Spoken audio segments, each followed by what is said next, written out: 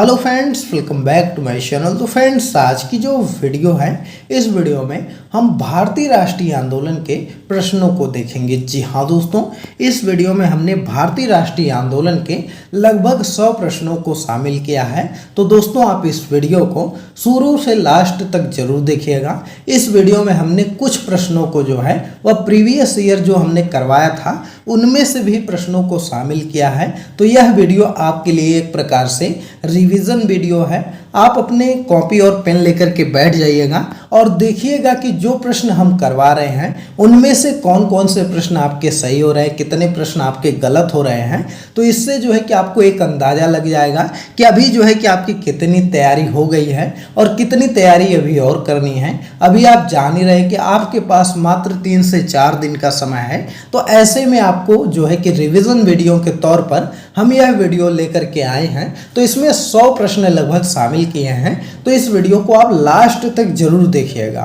और दोस्तों, आपको बता दें कि यह जो प्रश्न हमने शामिल इसमें किए हैं यह सभी मोस्ट इंपॉर्टेंट हैं, कई बार बीपीएससी द्वारा पूछे गए हैं। तो इसलिए आप इस वीडियो को मिस मत करिएगा। चलिए वीडियो स्टार्ट करते हैं। तो पहला प्रश्न हमने यहाँ पर लिया है कि भारतीय राष्ट्रीय कांग्रेस के द्वितीय सम्मेलन में कितने मुस्लिम प्रतिनिधियों ने भाग लिया था। तो देखिए, अगर हम बात करें तो भारतीय राष्ट्रीय कांग्रेस का जो द्वितीय सम्मेलन हुआ था उसमें जो है कि आपके 33 जो है कि प्रतिनिधियों ने, मुस्लिम प्रतिनिधियों ने भाग लिया था।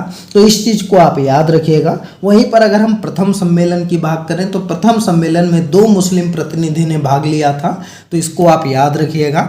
अगला प्रश्न आपका है कि 1906 ईस्वी में लंदन में अभिनव भारत सोसाइटी की स्थापना किसने की थी। तो देखिए, 1906 ईस्वी में लंदन में जो अभिनव भारत सोसाइटी की स्थापना करने वाले थे वह आपके विनायक दामोदर सावरकर जी थे। जी हाँ दोस्तों, विनायक दामोदर सावरकर जी थे। अगला प्रश्न है कि लंदन में अभिनव भारत का संस्थापक कौन था। तो लंदन में अभिनव भारत के संस्थापक आपके विनायक दामोदर सावरकर जी थे। अगला प्रश्न है कि मुस्लिम लीग ने अपना वार्षिक अधिवेशन नियमित रूप से प्रारंभ किया था। तो मुस्लिम लीग ने अपना वार्षिक अधिवेशन जो प्रारंभ किया था यह कब प्रारंभ किया था। तो देखिए, इसका जो ऑप्शन है वह ऑप्शन नंबर ई हो जाएगा, क्योंकि जब मुस्लिम लीग बनी थी उसी समय से जो है कि इसका जो है कि इसका अधिवेशन होने लगा था। 1906 ईस्वी में मुस्लिम लीग बनी थी, ढाका में इसकी स्थापना हुई थी, नवाब सलीमुल्लाह ने इसके संस्थापक थे। तो इसको आप याद रखिएगा। दोस्तों, हम ज़्यादा एक्सप्लेन नहीं करेंगे क्योंकि इस वीडियो में हम 100 प्रश्नों को शामिल किए हैं और हमारा टारगेट है कि लगभग जो है कि आपका आधे घंटे के अंदर हम 100 प्रश्न करवा देंगे। क्योंकि इस वीडियो में इसलिए टाइम नहीं लेंगे क्योंकि इसमें से बहुत से प्रश्न हमने करवा दिए हैं और बस जो है कि यह रिवीजन के तौर पर वीडियो लाए हैं। तो इसलिए आप इसको जल्दी जल्दी देखिएगा। चलिए इसको देखते हैं। अगला प्रश्न, तो अगला प्रश्न है कि चंपारण आंदोलन मुख्यतः किसके विरोध में था। तो चंपारण आंदोलन की बात करें तो यह जो है आपका यह नगदी फसल के विरोध में था। जी हाँ दोस्तों, किसके विरोध में था। तो नगदी फसल के विरोध में था। इसको आप याद रखिएगा। अगला है 1934 ईस्वी में कांग्रेस सोशलिस्ट पार्टी के स्थापना की गई थी। तो देखिए, 1934 ईस्वी में जो कांग्रेस सोशलिस्ट पार्टी की स्थापना किए थे वह कौन किए थे। तो वह जयप्रकाश नारायण और आचार्य नरेंद्र देव ने किया था। किसने किया था। तो जयप्रकाश नारायण और आचार्य नरेंद्र देव ने किया था। इनको याद रखिएगा। अगला प्रश्न है कि भारत छोड़ो आंदोलन के दौरान बकरी का टापू में अखिल भारतीय आज़ाद दस्ता का गठन किसने किया था। तो भारत छोड़ो आंदोलन जो 1942 में शुरू हुआ था उस समय जो आपका बकरी के टापू पर जो है अखिल भारतीय आज़ाद दस्ता के संस्थापक थे वह जयप्रकाश नारायण थे। जी हाँ दोस्तों, डी वाला ऑप्शन सही है। अगला है, किसने कहा था जब तक तीसरी शक्ति अथवा इंग्लैंड यहाँ है हमारे सांप्रदायिक मतभेद हमें परेशान करते रहेंगे।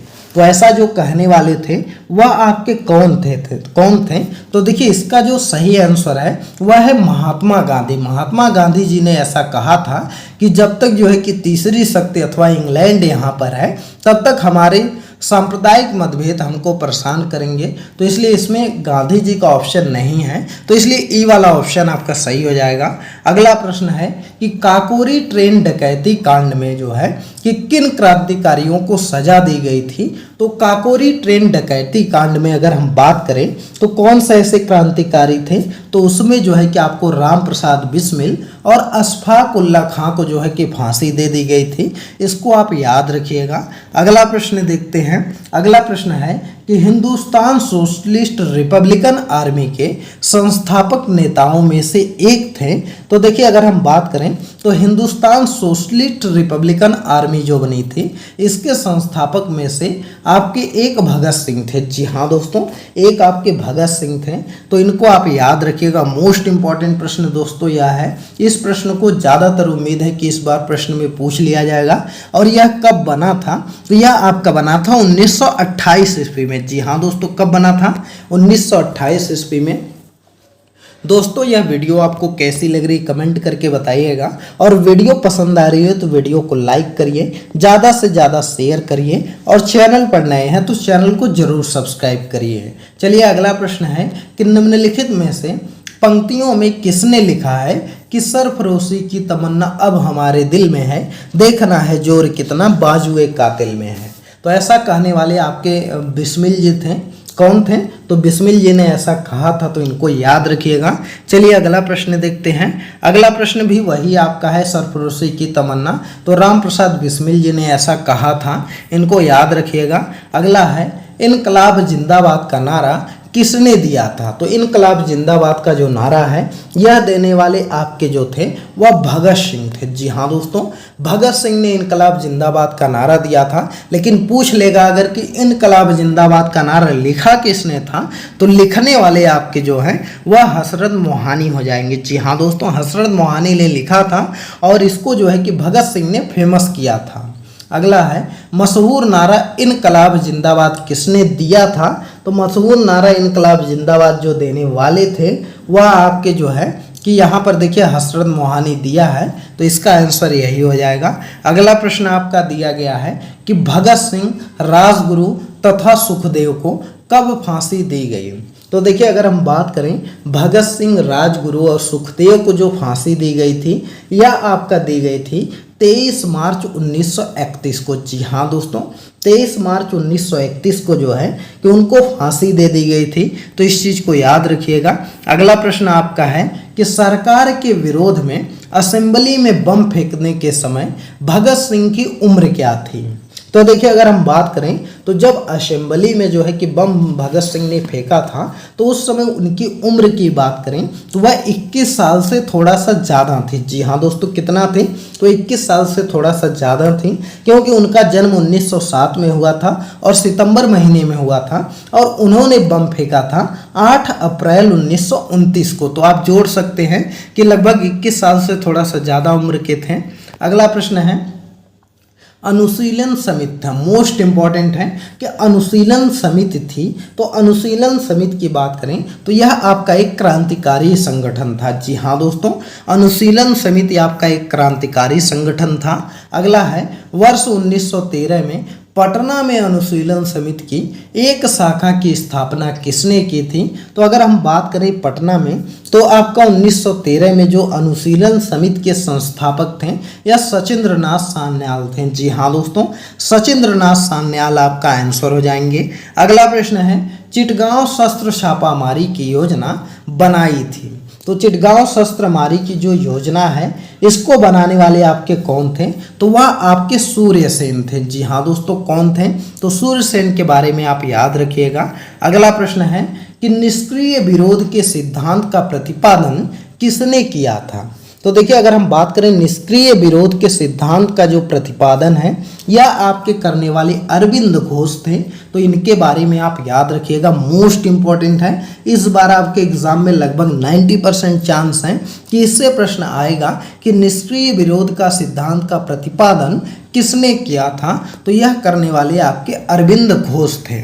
दोस्तों यह वीडियो आपको पसंद आ रही हो तो वीडियो को लाइक कर दीजिए, ज़्यादा से ज़्यादा शेयर कर दीजिए। चैनल पर नए हैं तो चैनल को जरूर सब्सक्राइब कर लीजिए। और आपको बता दें कि हमारा जो है वह एक टेलीग्राम चैनल भी है, तो टेलीग्राम चैनल पर भी हमको फॉलो कर लीजिए। लिंक उसका डिस्क्रिप्शन में दिया गया है, वहाँ पर वीडियो का लिंक दिया जाता है। साथ ही में कोई नई जानकारी रहती तो वह भी शेयर किया जाता है, तो इसलिए हमको वहाँ पर फॉलो जरूर करिए। और दोस्तों आज यह लगभग 100 प्रश्न जो है वह आपको भारतीय राष्ट्रीय आंदोलन के करवा रहे हैं। कल जो है हम बिहार स्पेशल के प्रश्नों को करवाएंगे, लगभग 100 प्रश्न वह भी होंगे। तो ऐसे ऐसे करके भूगोल के फिर करवाएंगे, फिर आपका साइंस के करवाएंगे। तो जब तक आपका एग्जाम होगा 100 प्रश्न सभी के करा देंगे। चलिए अगला प्रश्न है कि गदर पार्टी की स्थापना हुई थी। तो गदर पार्टी की अगर हम बात करें तो इसकी स्थापना हुई थी 1913 ईस्वी में। जी हाँ दोस्तों, 21 अप्रैल 1913 ईस्वी को सोहन सिंह भाखना के नेतृत्व में जो है वह गदर पार्टी की स्थापना की गई थी। तो इसका जो है कि बी वाला ऑप्शन आपका सही हो जाएगा। अगला प्रश्न हम देखते हैं। अगला प्रश्न है कि गदर पार्टी की स्थापना कहाँ पर हुई थी। तो देखिए अगर पूछा जाता है कि इसकी स्थापना कहाँ पर हुई थी तो संयुक्त राज्य अमेरिका में गदर पार्टी की स्थापना हुई थी। अगला प्रश्न है कि गदर क्रांति छिड़ने का सबसे महत्वपूर्ण कारण क्या था। तो गदर क्रांति छिड़ने का जो सबसे महत्वपूर्ण कारण आपका था वह आपका क्या था। तो यह हो जाएगा, इसका सही आंसर है प्रथम विश्व युद्ध का शुरू होना। जी हाँ दोस्तों, प्रथम विश्व युद्ध जब शुरू हुआ था तभी जो है कि वही महत्वपूर्ण कारण था। तो सी वाला ऑप्शन आपका सही हो जाएगा। अगला प्रश्न है कि भारतीय राष्ट्रीय कांग्रेस के 1916 के लखनऊ अधिवेशन में किसने बिहार के नील उगाने वालों का प्रश्न प्रस्तुत किया था। तो देखिए अगर हम बात करें 1916 की, तो 1916 के लखनऊ अधिवेशन में नील उगाने वालों का जो प्रश्न प्रस्तुत किए थे वह राजकुमार शुक्ला जी थे। जी हाँ दोस्तों, कौन थे तो राजकुमार शुक्ला जी ने किया था। अगला है बिहार के किसान के ने किस आंदोलन में चौकीदारी कर देने से इनकार कर दिया था। टीआरई 2 में आपका प्रश्न आया था कि किस आंदोलन में किसानों ने चौकीदारी कर देने से मना कर दिया था। तो वह आपका था सविनय अवज्ञा आंदोलन। जी हाँ दोस्तों, सविनय अवज्ञा आंदोलन में बिहार के किसानों ने चौकीदारी कर देने से मना कर दिया था। अगला प्रश्न है कि सरदार उधम सिंह ने किसे मारा था। तो देखिए अगर हम बात करें सरदार उधम सिंह के बारे में तो इन्होंने जो मारा था वह जनरल माइकल ओ डायर को मारा था। जी हाँ दोस्तों, किसको मारा था तो सरदार उधम सिंह ने माइकल ओ डायर को मारा था, न कि जनरल ओ डायर। बहुत से लोग जनरल डायर को मार देते हैं, लेकिन यह जो है माइकल ओ डायर को मारे थे। इस चीज़ को आप याद रखिएगा, मोस्ट इंपॉर्टेंट प्रश्न। और किस सन में मारे थे, सन 1940 ईस्वी में, और जाकर के लंदन में उन्होंने मारा था। तो इस चीज़ को याद रखिएगा। अगला है कि स्वराज आम जनता के लिए होना चाहिए, केवल वर्गों के लिए नहीं। ये प्रसिद्ध सूत्र की घोषणा किसने की थी। तो देखिए अगर हम बात करें तो स्वराज आम जनता के लिए होना चाहिए, न कि उचित जो है कि वर्गों के लिए। तो ये ऐसा जो कहने वाले थे वह आपके सी राजगोपालाचारी थे। जी हाँ दोस्तों, बी वाला ऑप्शन आपका सही है। सी राजगोपालाचारी ने कहा था कि स्वराज आम जनता के लिए होना चाहिए, न कि जो है कि उच्च वर्गों के लिए। अगला है India for Indians, most important है। इंडिया फॉर इंडियंस के लेखक कौन हैं। तो इंडिया फॉर इंडियंस की अगर हम बात करें तो यह CR दास हैं। चित्तरंजन दास ने जो है वह यह लिखा था कि इंडिया फॉर इंडियंस। तो इसको आप याद रखिएगा। अगला प्रश्न देखते हैं। अगला प्रश्न आपका है कि अनहैप्पी इंडिया पुस्तक के लेखक कौन है। तो अनहैप्पी इंडिया की बात करें तो यह जो पुस्तक के लेखक हैं वह आपके हैं लाला लाजपत राय। जी हाँ दोस्तों, लाला लाजपत राय ने अनहैप्पी इंडिया पुस्तक के लिए रचना की हैं। तो इनको याद रखिएगा। अगला प्रश्न है निम्नलिखित में से किस नेता ने 1906 में कलकत्ता के कांग्रेस अधिवेशन की अध्यक्षता की थी। तो देखिए अगर हम बात करें 1906 की, तो 1906 में जो कलकत्ता में अधिवेशन हुआ था उसकी अध्यक्षता करने वाले आपके दादा भाई नौरोजी थे। जी हाँ दोस्तों, दादा भाई नौरोजी ने 1906 में किया था। और 1905 ईस्वी में गोपाल कृष्ण गोखले ने जो है अध्यक्षता किए थे। तो इसको आप याद रखिएगा। अगला है सुरक्षा वाल्व सिद्धांत के आधार पर भारतीय राष्ट्रीय कांग्रेस की स्थापना ब्रिटिश सरकार को खतरे से बचाने के लिए थी, तो उपयुक्त विचार किस नेता के हैं? तो देखिए अगर हम बात करें तो सुरक्षा वाल्व सिद्धांत के आधार पर जो है वह भारतीय राष्ट्रीय कांग्रेस की स्थापना ब्रिटिश सरकार को खतरे से बचाने के लिए है। ऐसा जो कहने वाले थे वह आपके कौन थे? तो वह आपके लाला लाजपत राय थे। जी हाँ दोस्तों, सी वाला ऑप्शन आपका सही हो जाएगा। अगला प्रश्न है कि निम्नलिखित में से भारतीय राष्ट्रीय कांग्रेस के किस अधिवेशन में पहली बार मौलिक अधिकारों से संबंधित प्रस्ताव पारित किए गए हैं? तो देखिए अगर हम बात करें पहली बार जो है कि कब प्रस्ताव पारित किए गए थे, तो यह किया गया था कराची अधिवेशन 1931 में। जी हाँ दोस्तों, कराची अधिवेशन 1931 में किया था। ए वाला ऑप्शन सही हो जाएगा। अगला प्रश्न है कि निम्नलिखित में से किसने ऑल इंडिया मुस्लिम लीग की स्थापना की थी? तो अगर हम बात करें ऑल इंडिया मुस्लिम लीग की जो संस्थापक थे वह नवाब सलीमुल्लाह खान थे। जी हाँ दोस्तों, कौन थे? तो नवाब सलीमुल्लाह खान ने जो है वह ऑल इंडिया मुस्लिम लीग की स्थापना किए थे। अगला प्रश्न आपका है कि 1906 में मिंटो से शिमला में मिले मुसलमानों के शिष्टमंडल की प्रार्थना की थी।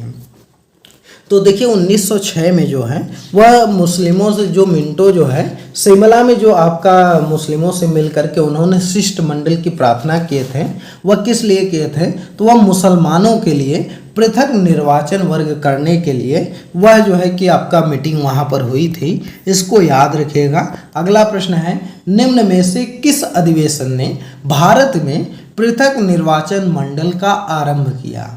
तो देखिए अगर हम बात करें तो भारत में पृथक निर्वाचन मंडल का जो आपका आरंभ हुआ था यह आपका हुआ था, कब हुआ था? तो भारतीय परिषद अधिनियम 1909 में। जी हाँ दोस्तों, भारतीय परिषद अधिनियम 1909 में जो है भारत में पृथक निर्वाचन मंडल का आरंभ हुआ था। इसको याद रखिएगा।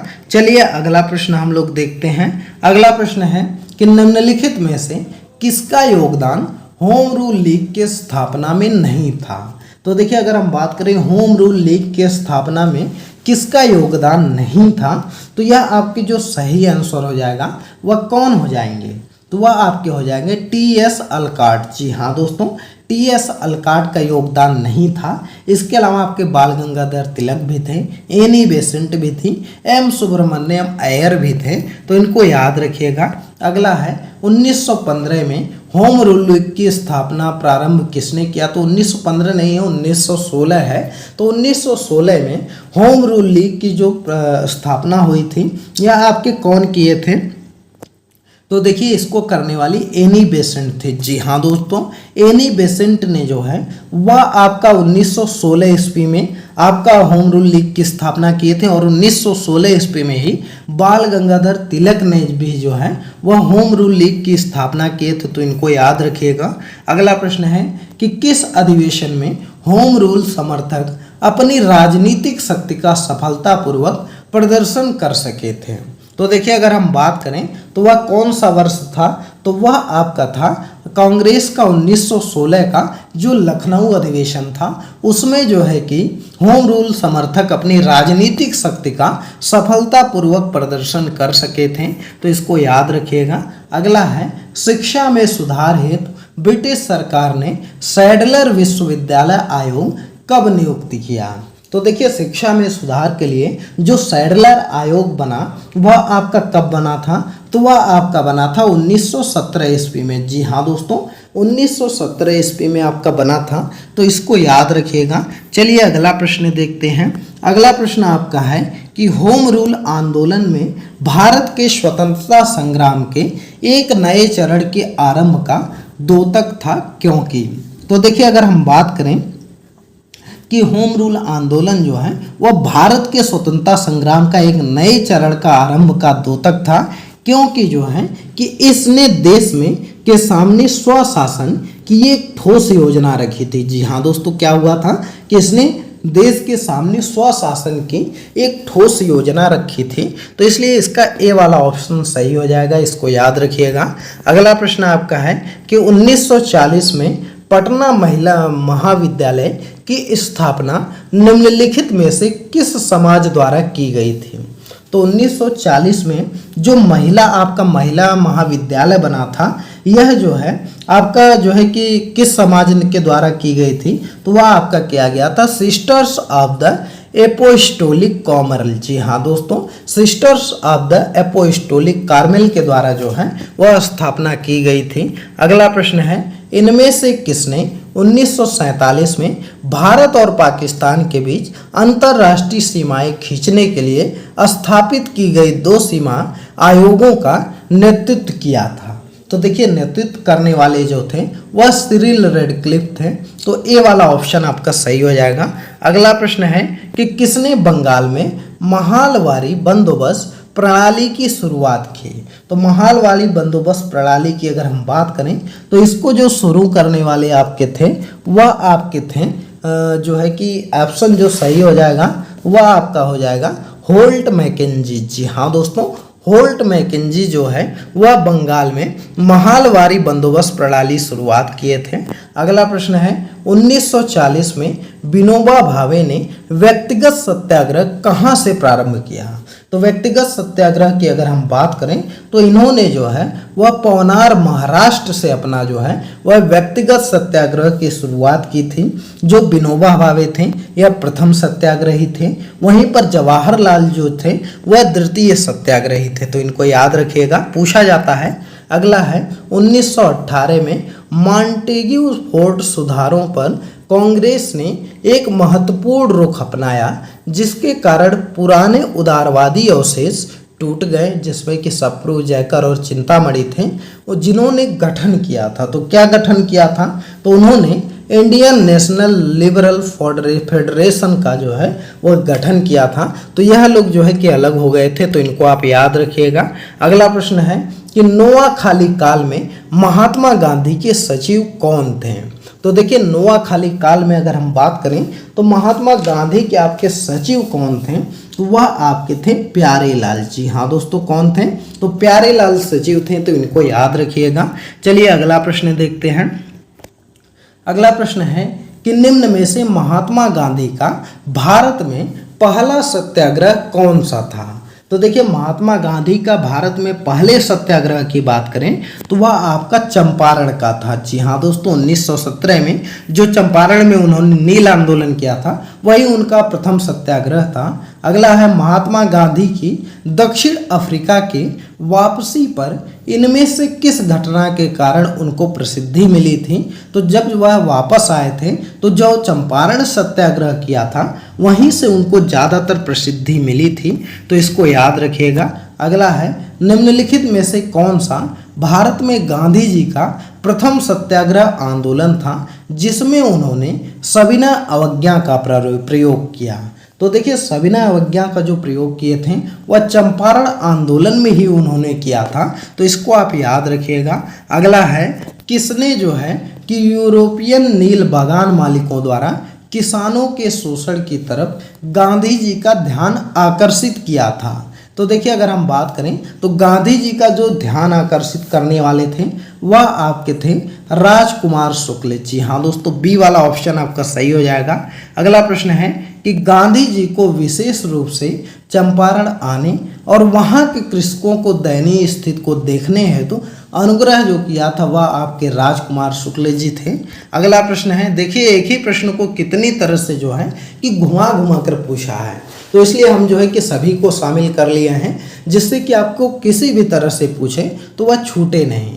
अगला है, निम्न में से किस कॉलेज में गांधी जी ने पढ़ाई की थी? तो देखिए, अगर हम बात करें गांधी जी के बारे में तो इन्होंने श्यामल दास कॉलेज भावनगर में पढ़ाई की थी, तो इसको याद रखिएगा। अगला प्रश्न है, असहयोग आंदोलन के दौरान किसने बिहार में किसानों की अगुवाई की थी? तो असहयोग आंदोलन के दौरान जो है कि किसान के जो है कि किसानों की जो अगुवाई किए थे वह आपके थे, कौन थे? तो स्वामी विद्यानंद थे। जी हाँ दोस्तों, बी वाला ऑप्शन आपका सही हो जाएगा। विद्यानंद भी एक किसान नेता थे। अगला है, भारतीय राष्ट्रीय कांग्रेस के किस अधिवेशन में चंपारण समस्या का विषय बना था? तो देखिए, अगर हम बात करें तो 1916 का जो अधिवेशन हुआ था उसमें जो है कि आपका चंपारण जो है वह समस्या का विषय बना था। तो इसको आप याद रखिएगा। तो इसका जो ऑप्शन है वह ई वाला सही हो जाएगा कि उपयुक्त में से कोई नहीं, इसको याद रखेंगे। अगला है गांधी जी को चंपारण आने का आमंत्रण किसने दिया? तो राजकुमार शुक्ल ने ही दिया था, इसको याद रखिएगा। अगला है चंपारण में इंडिगो के किसानों की दशा की ओर गांधी जी का ध्यान किसने आकर्षित किया था? तो यह भी आपके हो जाएंगे राजकुमार शुक्ल जी। जी हाँ दोस्तों, डी वाला ऑप्शन सही हो जाएगा। अगला प्रश्न है, यह भी वही प्रश्न है, चलिए इसको छोड़ते हैं। अगला प्रश्न आपका है कि राजकुमार शुक्ला ने किस नेता को बिहार आने और आंदोलन को नेतृत्व प्रदान करने के लिए राजी किया था? तो वह आपके कौन हो जाएंगे? तो जल्दी से बताइए। सेम प्रश्न है आपका, वही पूछा गया कि किस नेता को जो है कि कहा था? तो गांधी जी को कहे थे। तो ये वाला ऑप्शन आपका हो जाएगा। अगला है गांधी जी द्वारा भारत में पहली बार सत्याग्रह आंदोलन बिहार में कहाँ प्रारंभ किया गया था? तो यह आपका चंपारण में किया गया था। डी वाला ऑप्शन सही हो जाएगा। अगला है गांधी जी ने भारतीय राजनीति में प्रवेश किया। जी हाँ दोस्तों, मोस्ट इम्पॉर्टेंट है कि गांधी जी ने जो है वह भारतीय राजनीति में कब से जो है कि प्रवेश किया था? तो वह जब से आपका चंपारण आंदोलन हुआ था तब से जो है कि गांधी जी भारतीय राजनीति में प्रवेश ले लिए थे। तो इसको याद रखिएगा। अगला है कि महात्मा गांधी ने सर्वप्रथम किस किसान आंदोलन में भाग लिया था? तो वह आपका चंपारण आंदोलन हो जाएगा। जी हाँ दोस्तों, बी वाला ऑप्शन हो जाएगा। अगला है, तो चलिए यहाँ से देख लेते हैं कि गांधी जी का चंपारण सत्याग्रह किससे जुड़ा है? तो वह आपका तिनकठिया प्रणाली से जुड़ा है।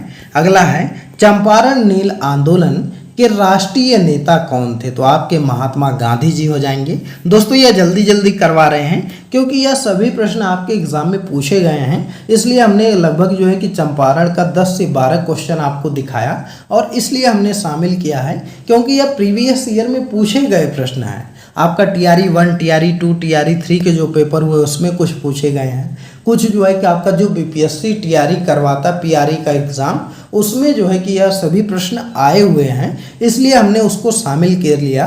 बस इसलिए कि आपको जो है कि पता चल सके कि किस तरह से प्रश्न आ सकते हैं और आंसर एक ही होता है, बस पूछने का तरीका अलग होता है, तो इसलिए हमने उसको शामिल कर लिया। चलिए यहाँ से आगे के प्रश्न देखते हैं कि नेशनल कॉलेज और बिहार विद्यापीठ का शिलान्यास किसने किया था? तो देखिए नेशनल कॉलेज और बिहार विद्यापीठ का जो शिलान्यास करने वाले थे वह आपके कौन थे? तो वह हो जाएंगे आपके महात्मा गांधी जी। जी हाँ दोस्तों, सी वाला ऑप्शन आपका हो जाएगा। 1921 ईस्वी में उन्होंने उद्घाटन किया था, तो इसको याद रखेंगे। अगला है बिहार का वह रसोइया जिसने 1917 में महात्मा गांधी की हत्या का प्रयास को विफल कर उनके भोजन में मिले जहर से उनकी जान बचाई थी। तो ऐसा करने वाले कौन थे? तो वह थे आपके बटक मियाँ। जी हाँ दोस्तों, बटक मियाँ ने जो है कि बता दिया था कि जो दूध है उसमें जो है कि जहर मिला है जिससे कि गांधी जी उसको नहीं पीते हैं और उनकी जान बच जाती है। तो इसको आप याद रखिएगा। इम्पॉर्टेंट प्रश्न है दोस्तों, यह वाला जो है यह आपके एग्जाम में आ सकता है क्योंकि अभी जो है कि जब चुनाव चल रहा था तो उस समय बटक मियाँ का भी जो है कि चर्चा हो रही थी, तो इसलिए आपके एग्जाम में पूछ सकता है। अगला है कि किसने चंपारण सत्याग्रह के दौरान बिहार में गांधी जी की जान बचाई थी? तो वह आपके बटक मियाँ हो जाएंगे। बटक मियाँ जो है कि वह क्या करते थे? तो वह जो है कि अंग्रेज़ों के लिए खाना बनाते थे। डार्विन के वह रसोइया थे, तो डार्विन ने जो है उसने ही कहा था कि जो है कि खाने में जहर मिलाने के लिए, तो दूध में जहर था, लेकिन जो बटक मियाँ थे वह जाकर के बता देते हैं और गांधी जी की जान बच जाती है। तो इसको याद रखिएगा। अगला है 1937 से 1938 के दौरान बिहार में बर्खास्त आंदोलन किसके द्वारा आयोजित किया गया? तो 1937 से 1938 के दौरान जो है वह बर्खास्त आंदोलन जो प्रारंभ आपका किया गया, आयोजित किया गया, वह किया गया था स्वामी सहजानंद सरस्वती। जी हाँ दोस्तों, बी वाला ऑप्शन आपका सही हो जाएगा। अगला प्रश्न है निम्नलिखित में से किस आंदोलन में महात्मा गांधी जी ने भूख हड़ताल को हथियार के रूप में सर्वप्रथम प्रयोग किया था? तो देखिए अगर हम बात करें भूख हड़ताल को हथियार के रूप में सर्वप्रथम जो प्रयोग किए थे वह कब किया था उन्होंने, तो वह अहमदाबाद हड़ताल में। जी हाँ दोस्तों, अहमदाबाद मिल हड़ताल जो किए थे उसमें पहली बार गांधी जी ने भूख हड़ताल किया था, तो इसको याद रखिएगा। अगला है निम्नलिखित में से किस सत्याग्रह में आंदोलन में गांधी जी ने प्रत्यक्ष रूप से भाग नहीं लिया था, तो वह कौन सा आंदोलन था, तो वह था वायकोम सत्याग्रह। जी हाँ दोस्तों, वायकोम सत्याग्रह में जो है वह गांधी जी ने जो है किस आपका प्रत्यक्ष रूप से भाग नहीं लिया था, तो इसको याद रखेंगे। अगला है स्वाधीनता आंदोलन के दौरान महात्मा गांधी के करीबी अंग्रेज मित्र कौन थे, तो स्वाधीनता आंदोलन की अगर हम बात करें तो महात्मा गांधी की जो करीबी अंग्रेज मित्र थे वह आपके कौन थे, तो वह थे रेवरेंड चार्ली एंड्रयूज। जी हाँ दोस्तों, कौन थे, तो रेवरेंड चार्ली एंड्रयूज जो थे वह गांधी जी के जो है कि सबसे करीबी अंग्रेज थे। अगला प्रश्न है अंत्योदय कार्यक्रम का उद्देश्य है, तो अंत्योदय कार्यक्रम की अगर हम बात करें तो इसका उद्देश्य है गरीबों में सबसे गरीब की सहायता करना। जी हाँ दोस्तों, क्या है, तो गरीबों में सबसे गरीब की सहायता करना, यही अंत्योदय गरीब जो है कि अंत्योदय कार्यक्रम का हिस्सा है। अगला है 1917-18 में महात्मा अहमदाबाद में गांधी जी द्वारा चलाए गए सत्याग्रह में किसने हिस्सा लिया था, तो देखिए 1917-18 में जो आपका चला था वह गांधी जी जो है वह मिल आंदोलन किए थे, तो उसमें जो है वह औद्योगिक कर्मी जो थे उन्होंने उसमें भाग लिया था, तो इसको आप याद रखिएगा। अगला प्रश्न देख लेते हैं। अगला प्रश्न आपका है कि निम्न उद्योगपतियों में से व्यक्ति लंबे समय तक AICC के खजांची रहे और सन 1930 में जेल भी गए, तो ऐसा कौन था जो खजांची भी रहा था और जेल भी गए थे, तो वह जमनालाल बजाज थे। जी हाँ दोस्तों, जमनालाल बजाज थे जो कि आपका खजांची भी रहे थे और जेल भी 1930 में गए थे। अगला है चंपारण आंदोलन से कौन संबंधित नहीं था, तो देखिए अगर हम बात करें कौन संबंधित नहीं था तो यह आपके हो जाएंगे जयप्रकाश नारायण। जी हाँ दोस्तों, चंपारण आंदोलन से आपके राजेंद्र प्रसाद भी संबंधित हैं, अनुग्रह नारायण सिन्हा भी हैं, JV कृपलानी भी हैं, आपके जयप्रकाश नारायण इनसे संबंधित नहीं हैं, तो इसको याद रखिएगा। अगला प्रश्न आपका है कि वर्ष 1917 में चंपारण सत्याग्रह में कौन संबंधित नहीं था, तो देखिए अगर इसमें हम बात करें तो इनमें कौन संबंधित नहीं था, तो वह आपके हैं राम मनोहर लोहिया। जी हाँ दोस्तों, डी वाला ऑप्शन सही हो जाएगा। अगला है चंपारण आंदोलन के जन आंदोलन की प्रतिक्रिया में ब्रिटिश सरकार ने इस मुद्दे के समाधान के लिए कौन सा कदम उठाया था, तो देखिए चंपारण आंदोलन जन आंदोलन की प्रतिक्रिया को ब्रिटिश सरकार ने जो आपका मुद्दा उठाया था वह उठाया था चंपारण जो है कि चंपारण को जो है वह क्या किया था, वह आपका कृषि समिति की स्थापना। जी हाँ दोस्तों, डी वाला ऑप्शन सही हो जाएगा। चंपारण कृषि समिति की स्थापना जो है वह अंग्रेज़ों ने कदम उठाया था, स्थापना की थी, तो इसको याद रखिएगा। अगला है आबाबाई एक स्वतंत्रता सेनानी थी, भारत के किस राज्य की थी, तो देखिए आबाबाई के बारे में अगर हम बात करें, अंबाबाई है, तो यह जो है वह आपके कहाँ के थे, तो यह कर्नाटक के थे। जी हाँ दोस्तों, इनको आप याद रखिएगा। अंबाबाई जो स्वतंत्रता सेनानी थी या कर्नाटक की थी, तो याद रखेंगे। अगला प्रश्न है अखिल भारतीय किसान सभा के प्रथम सत्र की अध्यक्षता किसने की थी, तो अखिल भारतीय किसान सभा का जो प्रथम सत्र की अध्यक्षता है वह स्वामी सहजानंद सरस्वती ने किया था। जी हाँ दोस्तों, सहजानंद सरस्वती ने किया था, इनको याद रखिएगा। दोस्तों यह वीडियो आपको कैसी लग रही कमेंट करके बताइएगा, और वीडियो पसंद आ रही तो वीडियो को लाइक करिए, ज़्यादा से ज़्यादा शेयर करिए। चलिए अगला प्रश्न देखते हैं। अगला प्रश्न है कि अखिल भारतीय किसान कांग्रेस का गठन किया गया था, तो अखिल भारतीय किसान कांग्रेस की अगर हम बात करें तो यह जो गठन हुआ था यह हुआ था 1936 ईस्वी में। जी हाँ दोस्तों, 1936 ईस्वी में लखनऊ में अखिल भारतीय किसान कांग्रेस का गठन हुआ था। अगला प्रश्न है कि 1936 में लखनऊ में अखिल भारतीय किसान सभा का प्रथम अध्यक्ष किसे चुना गया था? तो प्रथम अध्यक्ष की बात करें तो चुना जो गया था वह स्वामी सहजानंद सरस्वती थे, इनको याद रखिएगा। अगला प्रश्न है, वह कौन सी जगह थी जहां अखिल भारतीय किसान सभा का पहला अधिवेशन हुआ था? तो वह आपका लखनऊ था, यह ऑप्शन जरूर याद रखिएगा। अगला है, स्वामी सहजानंद सरस्वती ने भूमि और जल मार्ग के राष्ट्रीयकरण की मांग के साथ अखिल भारतीय संयुक्त किसान सभा का गठन किया था। तो देखिए, स्वामी सहजानंद सरस्वती ने भूमि और जलमार्ग के राष्ट्रीयकरण की मांग के लिए अखिल भारतीय संयुक्त किसान सभा का जो गठन इन्होंने किया था, यह कहाँ पर किया था? तो यह आपका हो जाएगा जो सही ऑप्शन है, उनकी मृत्यु से ठीक पहले। जी हाँ दोस्तों, ए वाला ऑप्शन आपका सही हो जाएगा। अगला प्रश्न है कि बंबई में अखिल भारतीय व्यापार संघ कांग्रेस की स्थापना कब हुई थी? तो बंबई में अखिल भारतीय व्यापार संघ कांग्रेस की जो स्थापना हुई थी यह सन 1920 ईस्वी में हुआ था।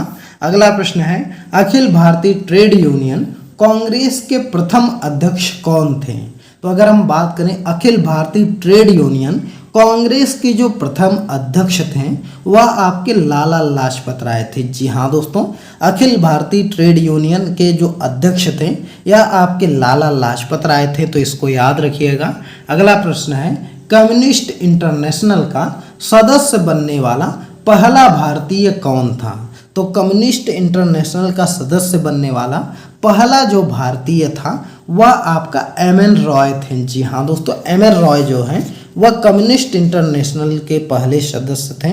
1919 ईस्वी में इसकी जो है कि स्थापना हुई थी।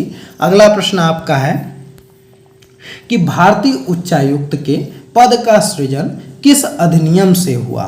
तो भारतीय उच्चायुक्त के पद का जो सृजन है आपका, यह किस जो है कि किसके उससे हुआ था? तो जल्दी से इसका आंसर बताइए कि अखिल भारतीय उच्चायुक्त के पद का जो सृजन है यह किसके जो है कि किस अधिनियम से हुआ था? तो इसका जो सही आंसर है वह भारत सरकार अधिनियम 1919 के तहत जो है यह हुआ था। अगला प्रश्न है कि लखनऊ समझौता हुआ था, तो लखनऊ समझौता आपका कब हुआ? तो 1916 ईस्वी में हुआ था। यह काफ़ी आसान प्रश्न है। अगला है, रॉलेट एक्ट का भारतीय राष्ट्रीय कांग्रेस ने विरोध किया क्योंकि इसका लक्ष्य था। तो रॉलेट एक्ट का भारतीय राष्ट्रीय कांग्रेस ने इसलिए विरोध किया था क्योंकि इसका जो लक्ष्य था वह व्यक्तिगत स्वतंत्रता को सीमित कर रहा था। जी हाँ दोस्तों, व्यक्तिगत स्वतंत्रता को सीमित कर रहा था, इसलिए जो है कि इसका विरोध किया गया था। क्योंकि इसमें जो है कि आप जानते हैं कि जो रॉलेट एक्ट आया था यह बिना अपील बिना दलील वाला कानून था।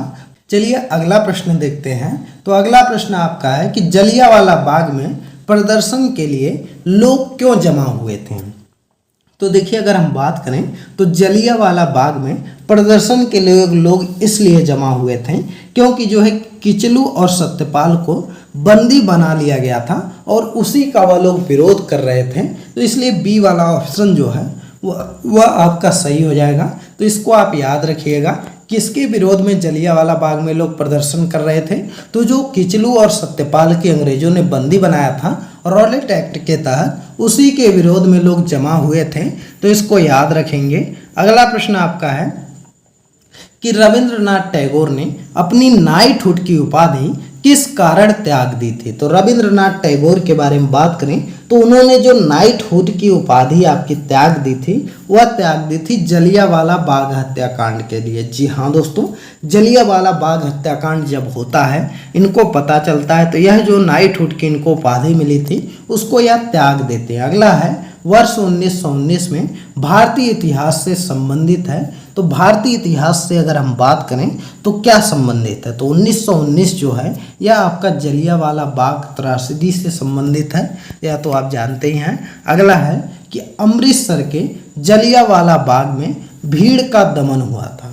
तो अमृतसर में जलियांवाला बाग में भीड़ का जो दमन हुआ था यह किस तारीख को हुआ था? तो वह तारीख थी 13 अप्रैल 1919। जी हाँ दोस्तों, 13 अप्रैल 1919 को जो है यह जलियांवाला बाग हत्याकांड हुआ था, तो इसको याद रखिएगा। तो दोस्तों, इस वीडियो में हमने इतने ही प्रश्नों को लिया है, इसके आगे आपके प्रश्न नहीं हैं। तो इसमें जो है कि हमने लगभग जो है कि जलियांवाला बाग हत्याकांड तक कवर किया। टाइम मिलेगा तो आपको इसके आगे के भी 100 प्रश्न करवाएंगे।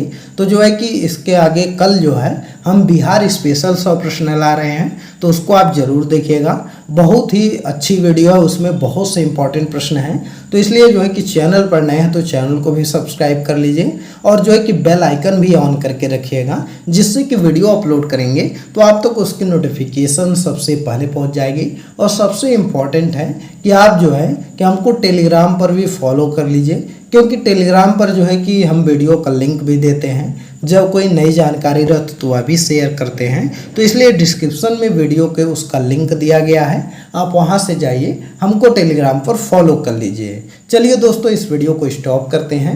यह वीडियो आपको कैसे लगी कमेंट करके बताइएगा, और वीडियो पसंद आई हो तो वीडियो को लाइक करिए, ज़्यादा से ज़्यादा शेयर करिए, और चैनल पर नए हैं तो चैनल को जरूर सब्सक्राइब करिए। चलिए मिलते हैं अगली एक नई वीडियो में एक नए टॉपिक के साथ। तब तक के लिए बाय बाय।